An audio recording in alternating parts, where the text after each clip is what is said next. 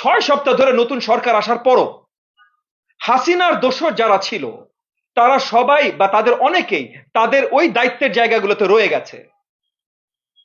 একটা খেলোয়াড় ছাড়া তোমার দল যদি জিততে না পারে খেলা, তাহলে তোমার দলের খেলা জেতা উচিত না। তুমি যদি বলো যে একটা খেলোয়াড় দিয়ে দল জিতেছে, তাহলে তোমার দলকে তুমি অবমাননা করছো।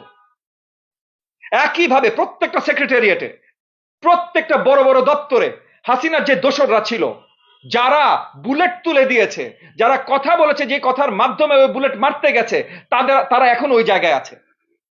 আমি এই 6 সপ্তাহ সরকারের, আমি জানতে চাই এই 6 সপ্তাহ পরও এই সরকার কি করতে চায় এবং কেন এখনো হাসিনার দোসররা বড় বড় জায়গায় আছে। আমি বুঝতে পারছি ভাই, রাতারাতি সবকিছু চেঞ্জ করা সম্ভব না, কিন্তু চেঞ্জের যে পেজটা দরকার, সেই পেজটাও তো আমরা দেখতে পাচ্ছি না।